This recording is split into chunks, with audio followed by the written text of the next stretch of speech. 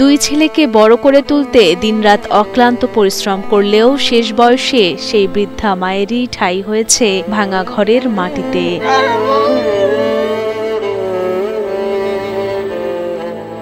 ভালো বিছানা তো তার ভাগ্যে জোটেইনি, গায়ে জড়িয়ে রাখতে হয়েছে নোংরা কাপড় চোপড় আর ছেঁড়া ফাটা বস্তা ও পলিথিন।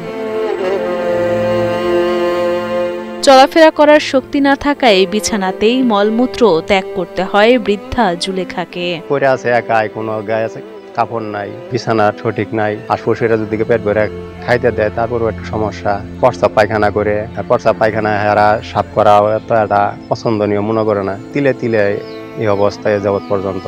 বৃদ্ধা জুলেখা শেরপুরের শ্রীবর্দী উপজেলার চিথুলিয়া গ্রামের বাসিন্দা। 2 দশক আগে স্বামী মারা যাওয়ার পর জীবিকার তাগিদে অন্যের বাড়িতে দিনরাত পরিশ্রম করেছেন জুলেখা। অতি কষ্টে বড় করে তুলেছেন 2 ছেলে জুলহক ও জুলহাসকে। কিন্তু কয়েক বছর আগে জুলেখা অসুস্থ হয়ে পড়লে স্ত্রী সন্তান নিয়ে শ্বশুর বাড়ি চলে যান ছোট ছেলে জুলহাস।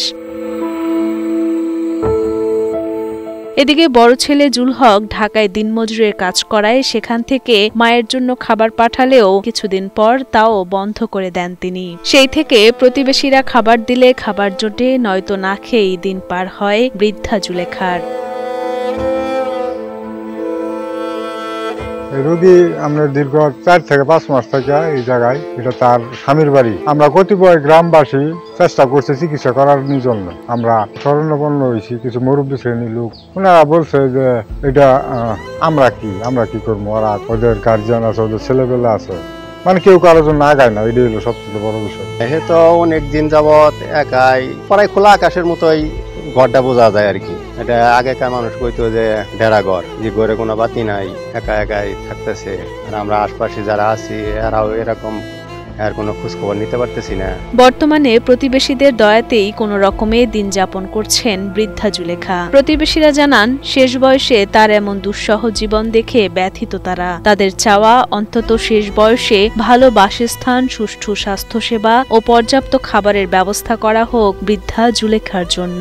মাঝে মধ্যে দেখে যাই ছেলেরা আছে, ছেলেরা আমরা কইলে আঙুরে বেশি একটা ভালো মনে করি। আমরা খাওয়া দাওয়ার চেষ্টা করতাম, ওরা যারা খাওয়ায় ওরা পরিষ্কার করবো। রাত্রে আমার বউকে পাড়াই দিলাম ভাত দিয়ে। আমি করলাম বলে ভাত দিয়ে হোগা, আমি ভাত খাইতেছি, আমার ভাত মজা লাগতেছে না, কষ্ট হইতেছে, আর বুড়া মানুষ করে আছে, ভাত দিয়ে হোগা। ভাত দিয়েছে, তারপরে দিন শুনতাছি ভাত কেরা দিয়ে খাওয়া, কেরা মুখ করছে, আমি এটা খাইতাম না। আমার বউ আমার কইলে যে ভাত খাওয়ানো সাফ করা হয় না, তুমি আমার ভাত দেওয়ার কথা, আমি তো সাফ করা পারতাম না। তাহলে সাফ করার জন্য তুমি একজন মানুষ দেখে দাও। আমি কালাম বলে তাহলে আমার বউয়ের কাম ঠিক আছে, সাফ করার জন্য মানুষ আগে, তা তুমি একজন করো, একজন মানুষের কৌকা, আমি হাত দিয়ে ওটা সাফ করাও।